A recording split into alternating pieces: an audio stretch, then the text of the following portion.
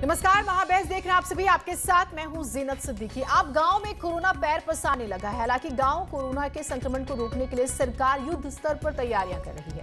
मसलन जांच और टेस्टिंग का दायरा बढ़ा रही है। साथ ही गांव में निगरानी समिति के जरिए घर घर टेस्टिंग की बात भी कह रही है। विपक्ष सरकार के दावों पर सवाल खड़े कर रहा है। आज की महाबहस इसी पर कि गांवों की अगर हम बात करें तो कोरोना को रोकने के लिए सरकार वास्तव में कितनी तैयार है, इसकी पड़ताल करेंगे। पहले ये रिपोर्ट देखिए।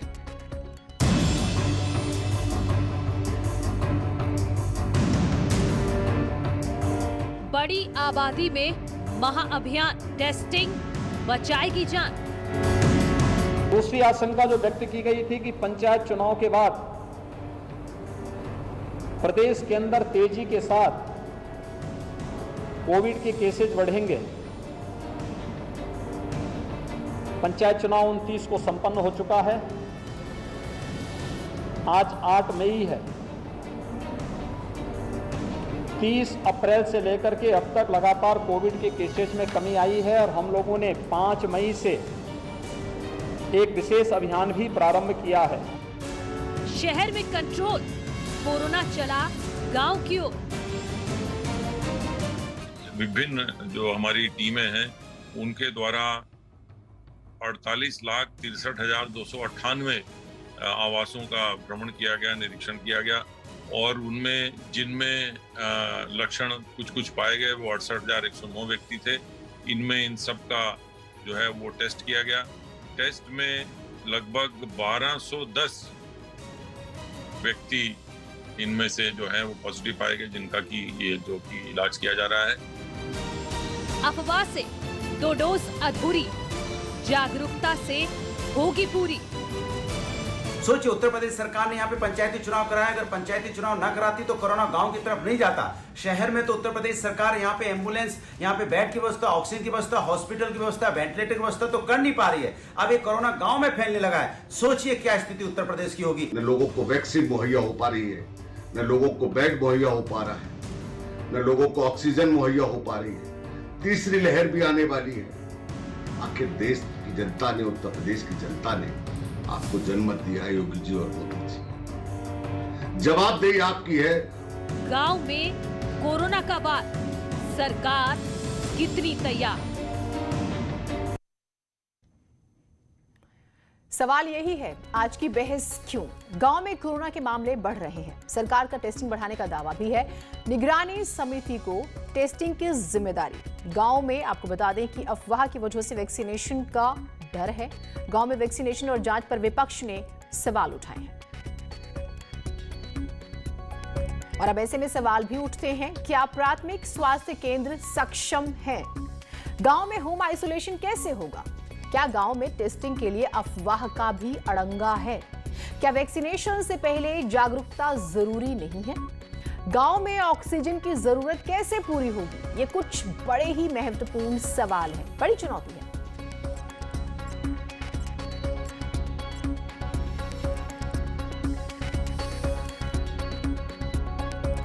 और इसी वजह से आज आपका अपना चैनल इस पर बहस करेगा कि आखिर गांव की जो बातें, जो तस्वीरें सामने आ रही हैं, उसको लेकर सरकार कितनी तैयार है। जागरूकता वाला भी एक मसला है और गांव की जब हम बात करते हैं तो सुविधाओं के मामले में बनिस्बत शहरों के मुकाबले थोड़ा सा कम रहता है, तो फिर ये चुनौती बड़ी हो जाती है। डॉक्टर वेद प्रकाश जी, श्वास रोग विशेषज्ञ हमारे साथ केजीएमयू से जुड़े हुए हैं। मनीष शुक्ला जी, प्रवक्ता बीजेपी, डॉक्टर के पांडे, वरिष्ठ चिकित्सक हमारे साथ जुड़े हुए हैं। प्रोफेसर धर्मेंद्र यादव, समाजवादी पार्टी के समर्थक, सुधीर श्रीवास्तव जी, सोशल एक्टिविस्ट हमारे साथ जुड़े हुए हैं। आप सभी का बहुत स्वागत है। मनीष शुक्ला जी, मैं आपसे ही शुरुआत करती हूँ। जिस चीज का डर जताया जा रहा था, लंबे समय से कहा जाता कि पंचायत चुनाव के बाद सबसे ज्यादा डराने वाली स्थिति गाँव की हो जाएगी, और हम जिस तरह के आंकड़े देख रहे हैं, अगर आप कहें तो मैं सिर्फ गौतम बुद्ध नगर की स्थिति बता दूं और उसकी गांव की, चाहे अस्तौली, उस्मानपुर की बात करूं, शाहबेरी की, खटाना की बात करूं, दादरी, बिसरक, बहुत ही हैरान करने वाले आंकड़े हैं। क्या प्लान है सर गांव में इस तरह से जो आंकड़े बढ़ रहे हैं उसको रोकने का?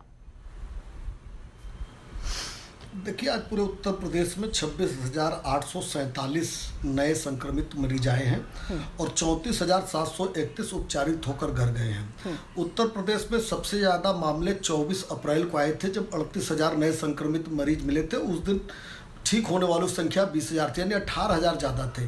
और 24 तारीख के बाद से लगातार नए संक्रमित मरीजों की संख्या कम हुई है और उपचारित होकर घर जाने वालों की संख्या बढ़ी है। उस गाँव में कोरोना पहुंचेगा ऐसी एक आशंका थी और तमाम लोगों का ये मत भी था, तो सरकार ने तैयारी की और 5 मई से ही एक महाअभियान टेस्टिंग का शुरू किया।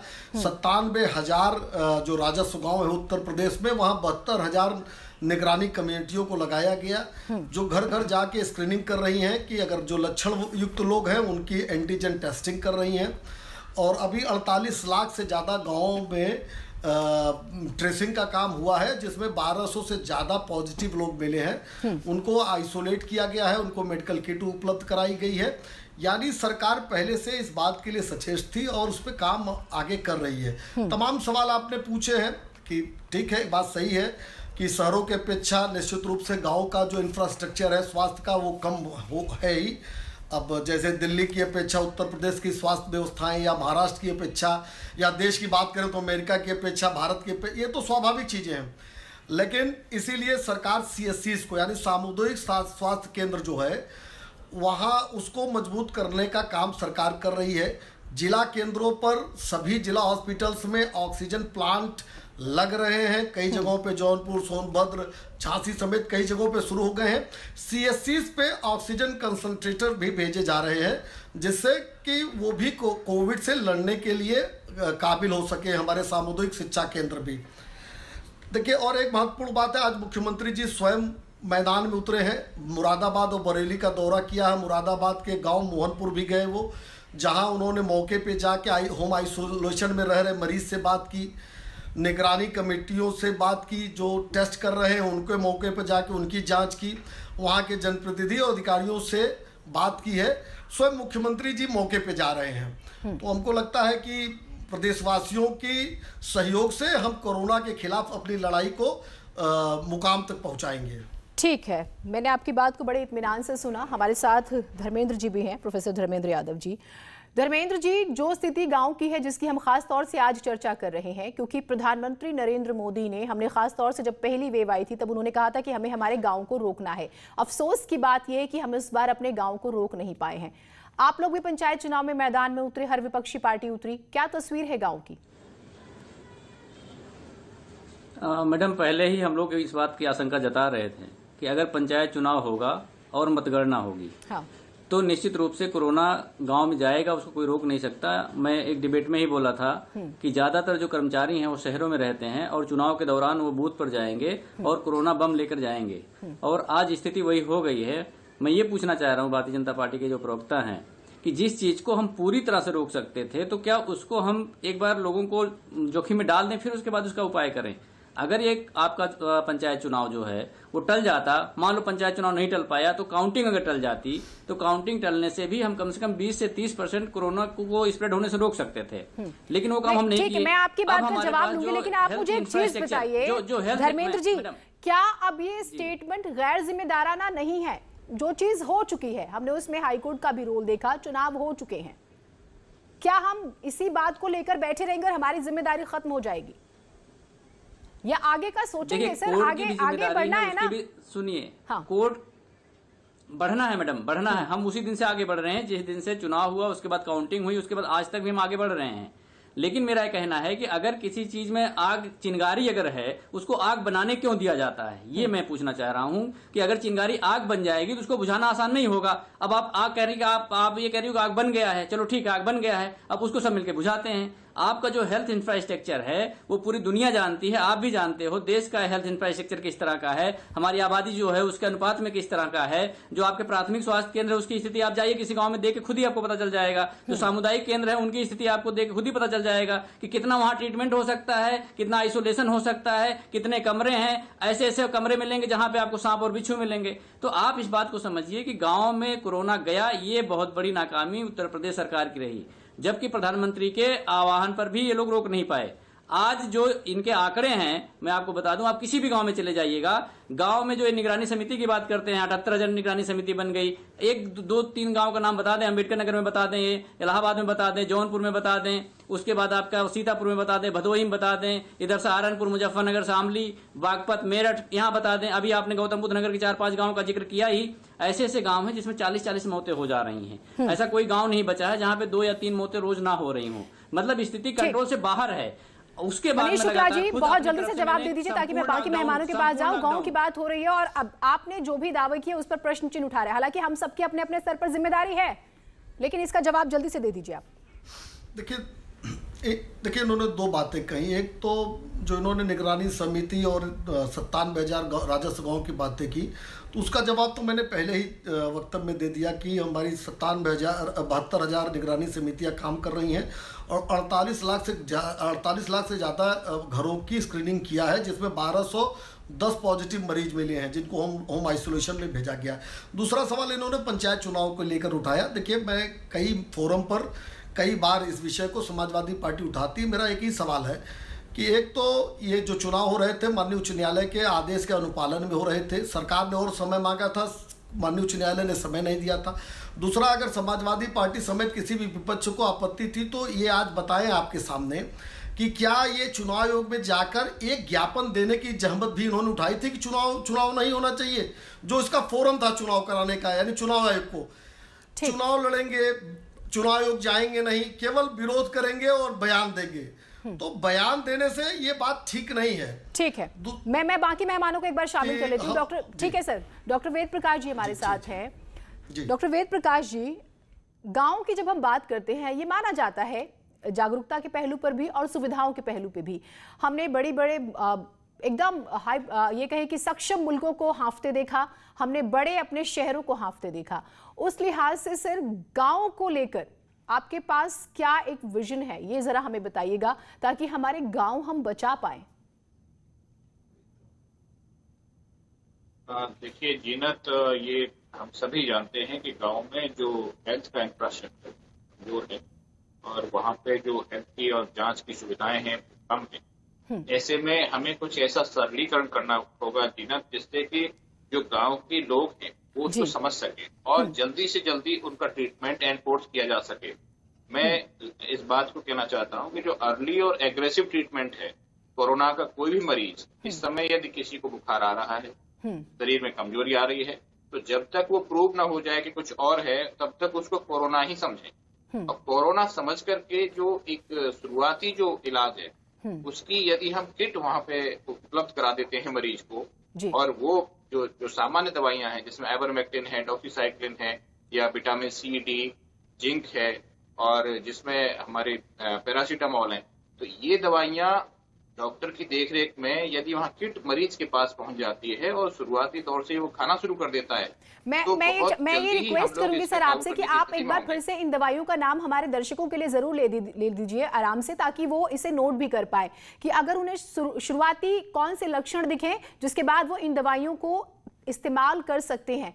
कई बार ये होता है सर कि हम बीमार हुए, 2-3 दिन हम कई बार टाल देते हैं और जब तक हमने टेस्ट कराया 2-3 दिन और रिपोर्ट आने में लगे, तब तक कई बार मरीजों की मौत हो जाती है और ये शहरों में हुआ है। तो जब हम गांव की स्थिति देखते हैं तो मैं चाहूंगी आप इन दवाइयों के बारे में एक बार तो हमारे दर्शकों को बड़े आराम से बताइए ताकि वो नोट कर पाए।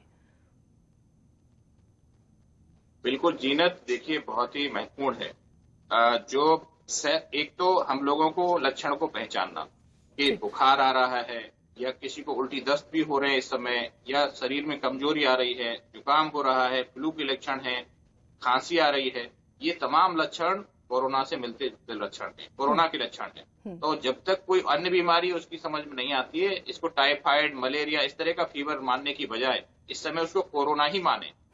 इसका सेल्फ असेसमेंट भी करें, और जो प्राइमरी दवा है जो सबसे पहले शुरू करनी है, मैं इनको फिर से रिपीट कर देता हूँ, आइवरमेक्टिन की गोली है 12 mg, रात में खाना खाने के 2 घंटे बाद लेनी होती है 3 दिन तक। इसके अलावा डॉक्सीसाइक्लिन है 100 mg की गोली सुबह शाम, ये हम लोग 5 से 7 दिन तक देते हैं। इसके बाद जो पैरासीटामोल है 650 mg की पैरासीटामोल है, उसको हम बुखार के लिए जब 100 से ज्यादा बुखार हो जाए तब उसको ले सकते हैं और दिन में 3 से 4 बार ले सकते हैं जी। इसके अतिरिक्त जुकाम है तो लीवोसिट्रीजिन की 5 mg की गोली एक बार ले सकते हैं। विटामिन सी 500 mg की आती है, 3 गोली चूस सकते हैं सुबह शाम दोपहर। विटामिन डी है उसको भी 5 दिन तक ले सकते हैं। जिंक है 50 mg का, रोजाना एक ले सकते हैं। तो ये सामान्य दवाइयां हैं, इसकी एडवाइजरी लगातार कई बार दी जा चुकी है। ठीक। इन दवाइयों को जो डॉक्टर्स हैं वहां पे स्टार्ट करें। इसके बाद जीनत इंपॉर्टेंट बात मैं बताने जा रहा हूँ, वो ज्यादा महत्वपूर्ण है कि जब 4-5 दिन में उनके लक्षणों में कमी आ जाए तो अच्छा है। नहीं आ रही है अगर कमी तो उनको सेल्फ असेसमेंट करना चाहिए। यदि खांसी बढ़ गई है, सांस फूल रही है, या फिर एक्सरे हुआ है उसमें कोई धब्बे आ रहे हैं, या फिर सबसे महत्वपूर्ण बात 6 मिनट में यदि वो 700 कदम नहीं चल पा रहा है मरीज, 6 मिनट में 700 कदम या 500 मीटर की दूरी तय नहीं कर पा रहा है, तो हम समझते हैं कि उसको निमोनिया की शुरुआत हो गई है। और निमोनिया की शुरुआत होने पर हमें 2 रुपए की गोली आती है डेक्सामेथासोन की, उसको शुरू करना है जल्दी से जल्दी डॉक्टर की देखरेख में। शुगर और बीपी के मरीज इसका ध्यान रखें। अदरवाइज पहली डोज 16 mg की दे सकते हैं, 8 mg की सुबह शाम 3 दिन तक दे सकते हैं, और 4 mg सुबह शाम 3 दिन और आगे दे सकते हैं। इस इलाज से जीनत ज्यादातर लोगों की जान बच जाएगी जी। ऑक्सीजन का स्तर नहीं गिरेगा, ऑक्सीजन की आवश्यकता नहीं होगी, और अस्पतालों पर जो बर्डन है जो एडमिशंस का वो नहीं होंगे, और मौत का आंकड़ा बहुत हद तक कम हो जाएगा। बिल्कुल, ये हमारी कोशिश भी है कि हम लोगों को जागरूक भी करें साथ के साथ, और तमाम तरह के जो भ्रम फैले हुए हैं। डॉक्टर के पांडे जी, क्योंकि आपको लंबा अनुभव है, आपने तमाम महामारियां देखी हैं और किस तरह से पैनिक क्रिएट हो जाता है। ये कहा जा रहा है कि भाई आप डोर टू डोर अभियान शुरू कीजिए जैसे पल्स पोलियो अभियान का किया गया, लेकिन दोनों में फर्क है, हम वो भी चीज देख रहे हैं। अब जो वैक्सीनेशन को लेकर भ्रम फैलाया गया उसको कैसे हम दूर करें लोगों में? फिर सवाल ये उठता है कि भाई एक वैक्सीन जिन्होंने ले ली वो भी बीमार हो जा रहे हैं। ये जो तमाम तरह की अफवाहों ने जकड़ लिया है लोगों को, उसे कैसे दूर करें सर? उसके लिए कुछ टिप्स दीजिए हमारे दर्शकों को। देखिए, मीडिया ऑलरेडी बहुत अच्छा काम कर रहा है, और मैं आपको बताना चाहूंगा कि ये महामारी है तो दुनिया की कोई भी सरकार हो, सक्षम से सक्षम, समर्थ से समर्थ देश, उन्होंने भी इसके सामने घुटने टेक दिए थे। हालत वहां की खराब हो गई थी। ठीक है। आपने देखा था इटली में, यूरोपियन कंट्रीज में, अमेरिका में क्या बुरी हालत थी। तो अगर आप ये कहें कि ये सरकार फेल हो गई, वो सरकार ये नहीं कर रही है, तो ये तो मैं बेमानी बात मानता हूं। नंबर 2, जो सेकेंड वेव आती मैडम, मैं आपको बार बार बता रहा हूं, हर इंसान को बता रहा हूं कि आप बच सकते हैं सिर्फ अपने व्यवहार से जी। मैं लोगों को देखता हूं, मुझे ताजुब होता है, मुझे बड़ा अफसोस होता है। बड़ी छोटी सी बात है, आप मास्क लगा के निकलिए, सोशल डिस्टेंसिंग करिए। सीधे सोशल डिस्टेंसिंग बहुत सारी कंडीशन में पॉसिबल नहीं है, मास्क तो लगा सकता है इंसान बिल्कुल अपने परिवार के लिए। तो मास्क तक लोग नहीं लगा रहे हैं। वो सवाल करते हैं टीवी पे आके, और उस पे वैक्सीन जब आती है तो वैक्सीन के बारे में क्वेश्चन यही लोग उठाते हैं, फिर सवाल उठाते हैं। लेकिन अब वैक्सीन के बारे में अवेयर करने की जरूरत नहीं। अब तो वैक्सीन सेंटर पे भीड़ है, पहले लोग लगवा नहीं रहते, अब तो 500-500 की लाइन हर जगह हो रही है। सबको पता है वैक्सीन क्या है, ठीक है। लेकिन मैं जो बताना चाहूंगा जनता के लिए कि अभी भी अगर आपको बचना है तो कोई भी सरकार हो, मैं यूपी की सरकार की खाली बात नहीं कर, दुनिया की कोई भी सरकार आपको नहीं बचा सकती, इतनी सारी सुविधाएं नहीं दे सकती जो कोविड में मिलेगा। आप अपने आप को सिर्फ अपने व्यवहार से बचा सकते हैं। 100 साल पहले भी मैम जब आया था, महामारी आई थी, उसमें भी लोगों को अपने व्यवहार की गलती की वजह से दोबारा आया था। एक फिलाडेल्फिया मार्च करके लोग गूगल करके पढ़ सकते हैं, जो हमारे पैनलिस्ट है, साथ में बैठे दोस्त मित्र हैं, कि वो देख सकते हैं कि फिलाडेल्फिया मार्च क्या हुआ था। 1 सितंबर को फिलाडेल्फिया में मार्च किया गया था और वहां एक केस नहीं था। मार्च तक, अगले महीने 6 महीने बाद वहां 15,000 लोग मर गए थे 100 साल पहले। आज यहाँ तो फिलाडेल्फिया मार्च का हर जगह मार्च हो रहा है, कोई सुनता ही नहीं है। फिर आप सरकार पे सवाल उठाते हैं, वैक्सीन पे उठाते हैं, अपने पे। अरे अपने परिवार को बचाइए सर। मैं जनता को हाथ जोड़ के विनती कर रहा हूं, आप अपने को बचाएं। और जो भी आदमी घर में अपने घुस रहा है, अपने को थोड़ा भी सिम्टम आता है, जैसे डॉक्टर साहब अभी बता रहे थे, अगर आपको कमजोरी महसूस हो रही है, भूख नहीं लग रही है, सिर दर्द हो रहा है, कुछ भी महसूस हो रहा है, आप आइसोलेट कर लें। क्योंकि ये वायरस का जो नया स्ट्रेन आया है, ये 3 से 4 दिन के अंदर पूरे घर को इन्फेक्ट कर देता है। आप जांच कराएंगे 5 से 7 दिन बाद, फिर 10 दिन बाद रिपोर्ट आएगी, पता लगा जी सब मिला के तब तक आपने पूरे मोहल्ले को इन्फेक्ट कर दिया।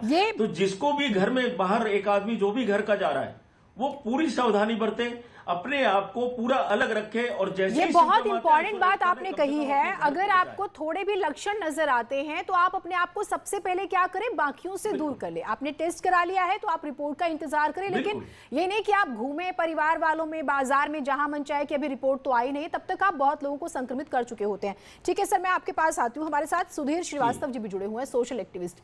सुधीर जी, बार बार ये बातें हो रही है कि दवाइयों की कमियों का जिक्र हो रहा है, लेकिन मास्क और 2 गज की दूरी ये हम सभी जानते हैं, और शुरुआती और सबसे बेहतरीन दवाई यही है। सिर्फ मैं आज कानपुर की बात करूं तो 2000 लोगों का चालान काटा गया इस लापरवाही की वजह से। क्या सामाजिक जिम्मेदारी नहीं है? लोग क्यों नहीं समझना चाह रहे? आपको शादी ब्याह में जाना ही है, आपको मास्क लगाने में दिक्कत होती ही है, आप बेतरतीब तरीके से घूमते हैं, आप बाजार, मंडियां जहां देख लीजिए लापरवाही लापरवाही। सर, ये परिणाम का है। आप देखिए हिंदुस्तान के अंदर, तो से एनसीआर की बात करूंगा आपको, इतना चाहिए नहीं है। अगर हम WHO की, तो वो कहता है 1000 के ऊपर 1 डॉक्टर होना चाहिए। हाँ। उत्तर प्रदेश में 19,000 लोगों के ऊपर 1 डॉक्टर है। आप समझिए कि किस स्तर पर हैं आज की तारीख में। ऊपर से भ्रांतियां लोग फैला रहे हैं, व्हाट्सएप पे गलत मैसेज दे रहे हैं। कम से कम वहां ये मैसेज डाला कि इसको ये खराब हो जाएगा, थोड़ी सी लोग हैं।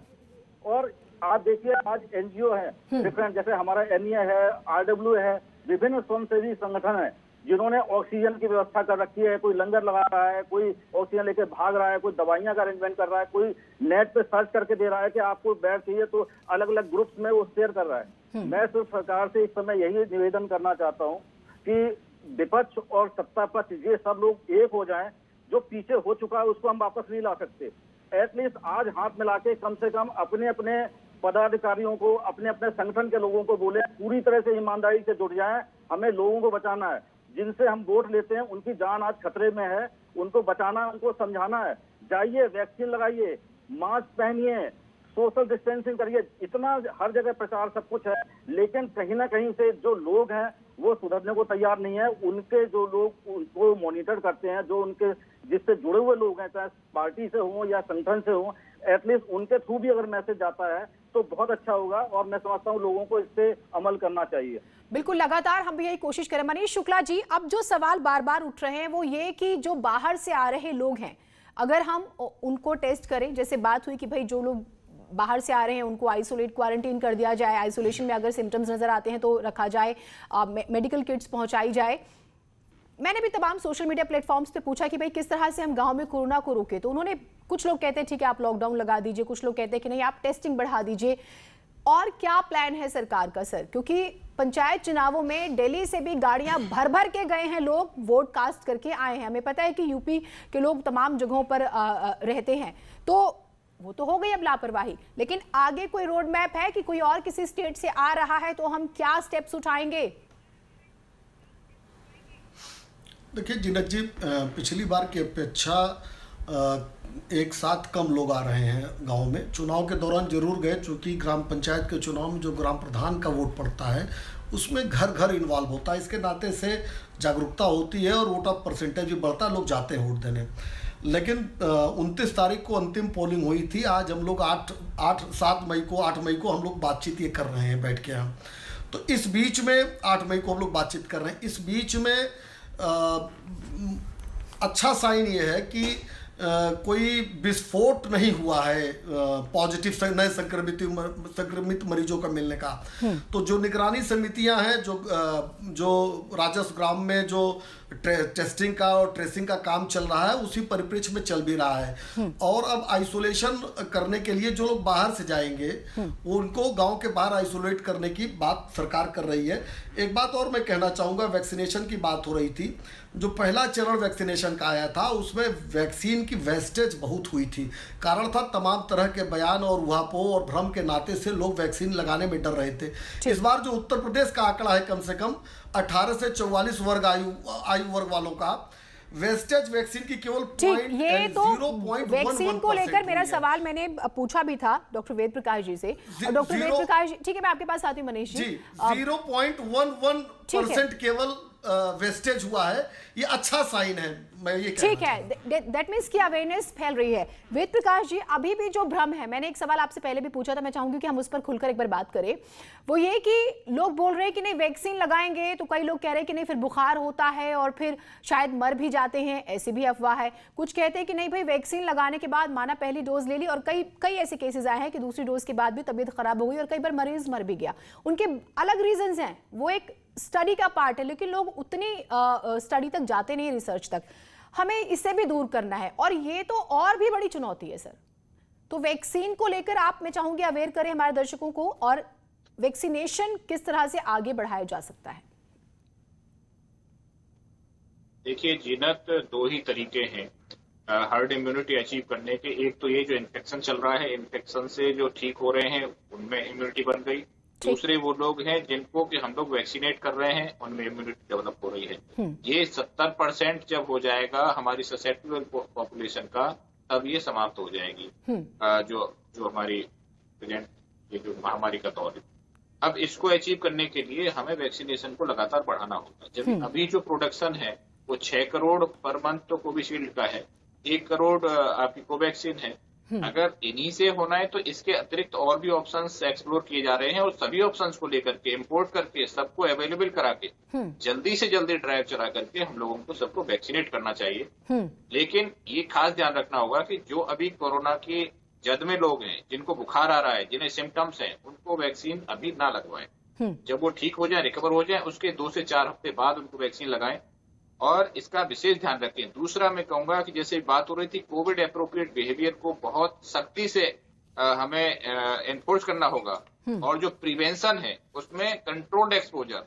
देखिए जो एक्सपोजर के साथ जो लोग आ रहे हैं उनको हमें कंट्रोल करना होगा। उसके लिए कंटेनमेंट होता है, कर्फ्यू होता है, लॉकडाउन होते हैं, ये स्ट्रेटजी होती है कंटेन। जबकि हमारी चिकित्सा की व्यवस्था नाकाफी होने लगे, केस ज्यादा बढ़ने लगे, तो ऐसे में हमें कंटेन करना पड़ता है। तो ये बातें हैं। लेकिन ग्रामीण परिप्रेक्ष्य में एक बात फिर से कहूंगा कि अर्ली और एग्रेसिव ट्रीटमेंट, सरलीकरण करना होगा, उनको बताना होगा। 6 मिनट में 500 मीटर चल लेते हैं तो उनको नहीं है ये जो अपना कॉम्प्लिकेशन जो कोविड निमोनिया है वो नहीं है, लगभग रूल आउट हो जाता है। इसके अलावा टेस्ट, सर्विलेंस और मेडिकल किट पहुंचाने का काम यदि हम लोग कर देते हैं, जिनमें साधारण दवाइयां मैंने बताई हैं, तो ये जरूर ही हम लोग बहुत कम कर पाएंगे मौत का आंकड़ा, ऑक्सीजन की डिमांड को भी कम कर पाएंगे, अस्पतालों पर जो भार है उसको भी कम कर पाएंगे। ठीक, के पांडे जी, मैं आपसे भी जानना चाहूंगी, हमें सरकार के हाथ में क्या है, हम वो भी लगातार देख रहे हैं, सरकार की कोशिशें भी हम लगातार देख रहे हैं और उसके रिजल्ट भी देख रहे हैं।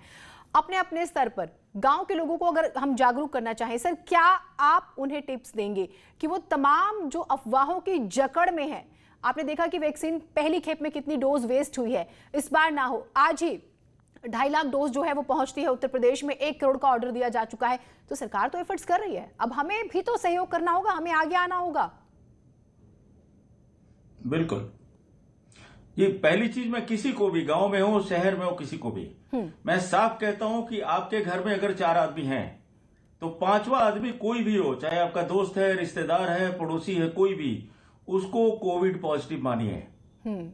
उसको घर में घुसने मत दीजिए, उससे दूरी रह के बात करिए और ये मानिए कि वो कोविड पॉजिटिव है। लोग क्या सोच रहे हैं, ये मेरा पड़ोसी है, ये है, वो है, और उससे मिल लेते हैं, 5 दिन बाद पता लगता है वो कोविड पॉजिटिव निकला। ये गुरु मंत्र है, मैं बता दूं आपको। अगर कोई भी आदमी, अगर आपके घर में 4 आदमी हैं, 5वां कोविड पॉजिटिव है, नंबर 1। नंबर 2, आपको कोई भी सिम्टम है, घर जब आ रहे हैं तो आपके बाकी मेंबर को, अपने को आप आइसोलेट करें, बाकी को बचा लें घर में।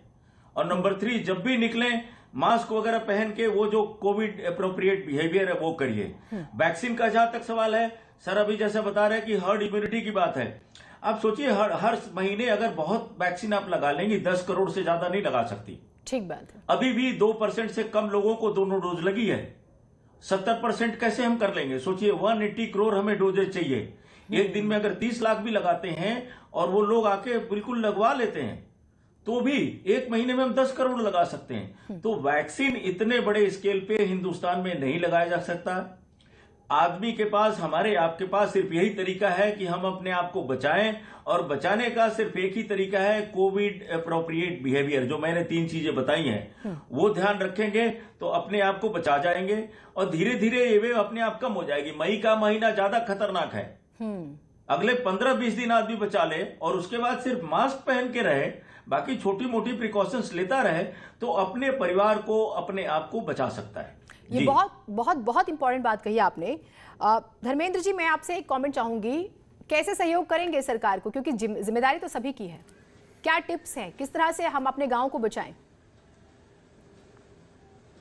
देखिए मैडम, हमारी पार्टी की तरफ से बहुत पहले ही ये गाइडलाइन जारी हो चुकी थी कि जो बूथ कमेटियां हैं वो अपने गांव में हर किसी के पास जो भी चीजें अवेलेबल नहीं हैं, जो पार्टी की तरफ से प्रोवाइड कराया जा सकता है, वो प्रोवाइड कराए। और जागरूकता अभियान लगातार पार्टी चला ही रही है और उसके अलग अलग माध्यम से चला रही है। जैसे डॉक्टर साहब ने बहुत सारी बातें बिल्कुल क्लियर कट कह दी है कि अगर आपके पास 4 लोग हैं किसी फैमिली में, तो 5वां आप कोविड पॉजिटिव मानिए। तो ये सबसे महत्वपूर्ण टूल है। बाकी जो वैक्सीनेशन की बात कर रहे हैं, एक खुद ही बता रहे हैं डॉक्टर साहब कि 30 लाख अगर एक दिन में लगाते हैं, पूरे महीने में 2 करोड़ वैक्सीन लग पाती है, तो वैक्सीन तो हम नहीं लगा पाओगे। लेकिन अब अपने आप को बचाना ही सबसे बड़ा मंत्र है। दूसरी बात यह है कि ये बीमारी ऐसी है कि कोई दूसरे को बचाने नहीं जाता है। अगर कोई पॉजिटिव हो गया तो उसके पास कौन जाता है? तो इसलिए सबसे बेहतर तरीका यह है कि आप अपने आप को बचाइए, और जो लोग इन्फेक्टेड नहीं हैं उनमें जागरूकता फैलाइए, जो हम लोग लगातार काम कर रहे हैं। वक्त की थोड़ी सी बंदिश है। आप सभी का बहुत शुक्रिया, आप हमारे साथ जुड़े। कुल मिला के हमें सरकार का सहयोग करना होगा। वैक्सीन लगवाइए, कोशिशें हो रही हैं, अफवाहों से बचिए। हमें न सिर्फ खुद को, अपने आसपास के लोगों को, सभी को बचाना है। फिलहाल महाबहस में इतना ही। तेज रफ्तार खबरों के लिए रुख करते हैं मनु तेवतिया का।